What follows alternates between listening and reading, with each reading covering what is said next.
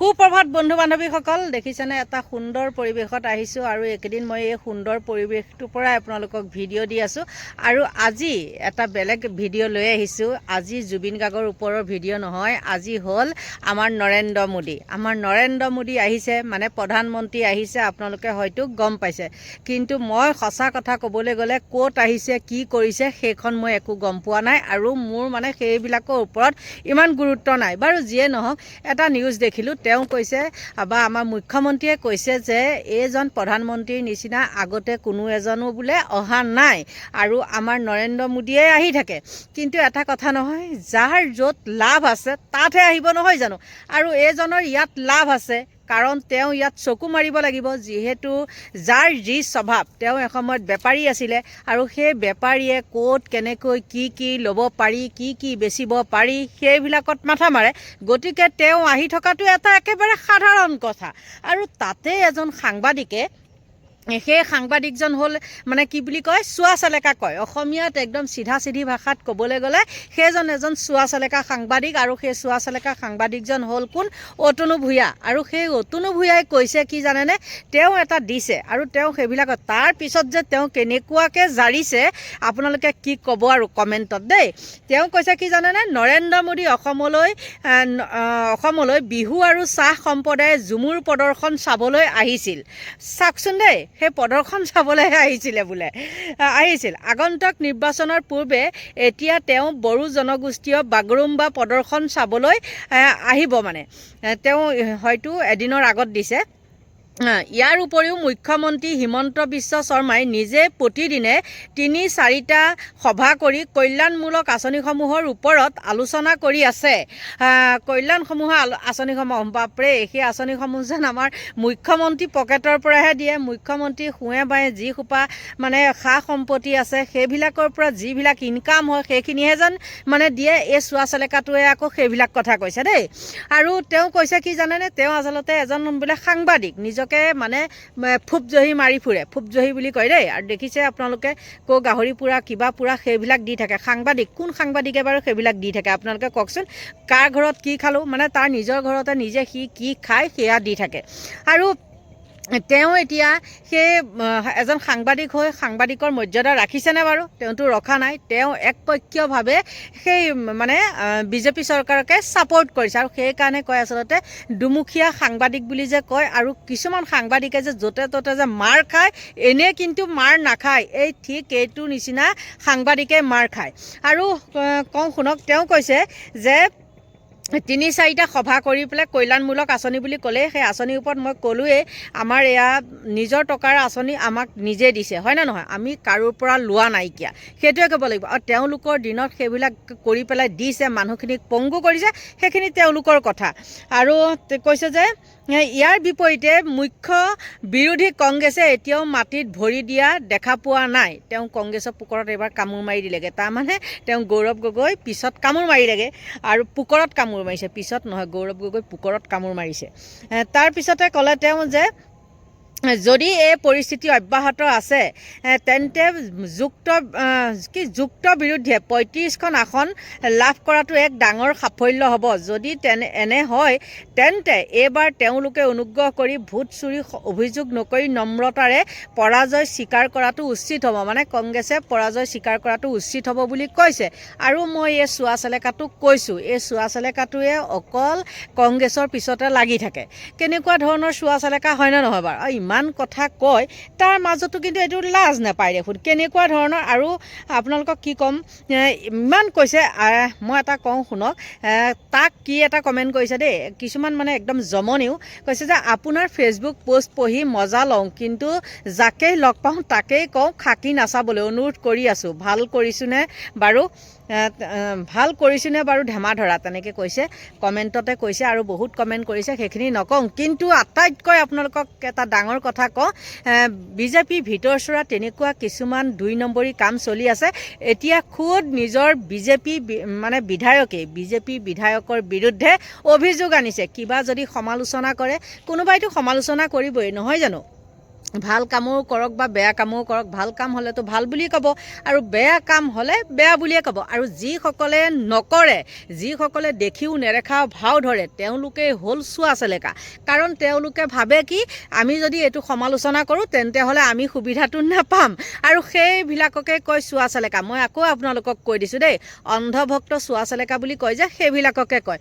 গতিকে সেইজন বিধায়কে সুন্দৰভাৱে উপস্থাপন ৰাজহুৱা সভাত কৈছে যে আমাৰ বিজেপিৰ ভিতৰচোৱা তেনেকুৱা হয়, কোনোবাই যদি কিবা সমালোচনা কৰিবলৈ যায় তেন্তে বোলে কি কৰে, তেওঁলোকক বোলে বহুত মাৰপিট কৰে, তেনেকুৱা অভিযোগ আনিছে। আৰু এটা কওঁ, সেই উজনি অসমৰ সেই চিতু বৰুৱা বোলাটোক কওঁ, এই নৰেন্দ্ৰ মোদী যে অসমলৈ আহিছে অসমলৈ যে আহিছে আৰু তাত যে মিয়া যে কৈ ফুৰিছে যে মিয়া আমুক মিয়া তামুক, যে সি যে দম্ভালনি মাৰি ফুৰিছে, কিন্তু নৰেন্দ্ৰ মোদীৰ মিটিঙলৈ আৰু মুখ্যমন্ত্ৰীয়েও দম্ভালনি মাৰে যে আমি আগতকৈ মিয়াৰ ভোটহে বেছি পাম। একেবাৰে সেইটো কিন্তু সত্য কথা।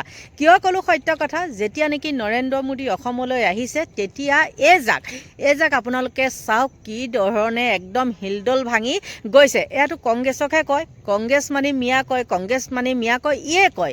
এই চিতু বৰুৱা নে কি যে সেইটোৱেই কয়। কিন্তু তথাপিও এই জাক আকৌ কিয় গৈছে বাৰু নৰেন্দ্ৰ মোদী মিটিঙলৈ? তেনেহ'লে ভাবি চাওকচোন, ওপৰত এজাকে চিঞৰি আছে, মানে আমাৰ মুখ্যমন্ত্ৰীয়ে কেইটামান জন্ম দিছে আৰু সিহঁতে তাত উজনি অসমত চিঞৰি আছে মিয়া বুলি। কিন্তু এইসকল কোনসকল খিলঞ্জীয়া, তেওঁলোক যে একদম নৰেন্দ্ৰ মোদী মিটিঙত একেবাৰে ভৰি গৈছে, মানে কি ক'ব আৰু আপোনালোকক কি দেখাম। আৰু মই যে ক'লোঁ বিজেপি বিধায়কক মাৰপিট কৰে, মানুহ লগাই তেওঁলোকে গুণ্ডাগিৰি কৰে। আৰু চাওক আপোনালোকে, প্ৰথমতে চাই লওক আপোনালোকে এই খিলঞ্জীয়াখিনি কিন্তু এয়া কংগ্ৰেছৰ মিটিঙলৈ নহয় দেই, এয়া মোদীৰ মিটিঙলৈকে গৈছে। আৰু তাৰপিছত চাওক বিজেপি বিধায়কৰ এই কাণ্ড কাৰখানাখিনি।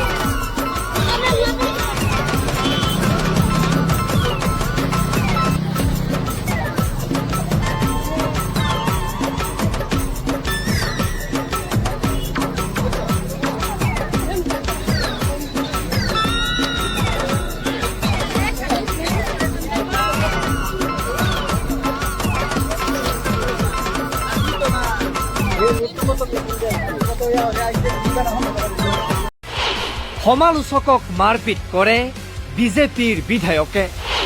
নিজৰ বিধায়কৰে মুখ খুলিলে নেকি সতীৰ্থই?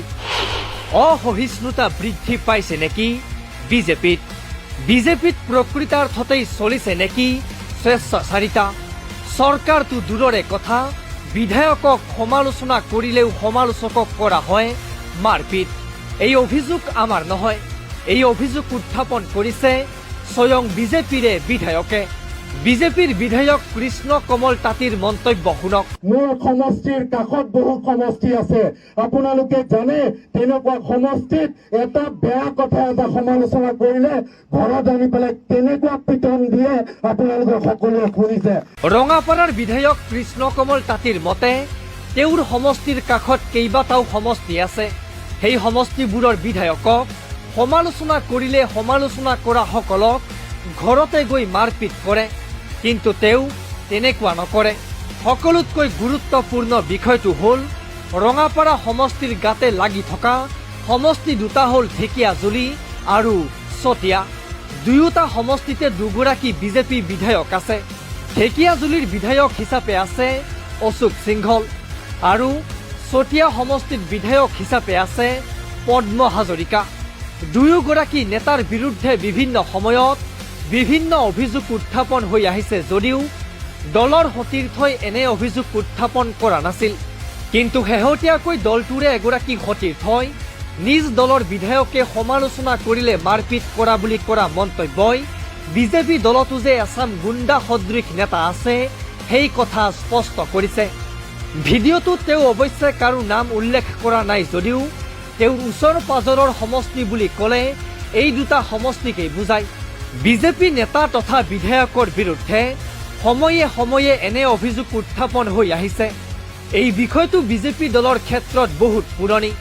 বিহপুৰীয়াৰ বিজেপি বিধায়ক অমিয় কুমাৰ ভূঞাৰ বিৰুদ্ধে এই অভিযোগ উঠিছিল আজিৰ পৰা 4 বছৰ আগতেই।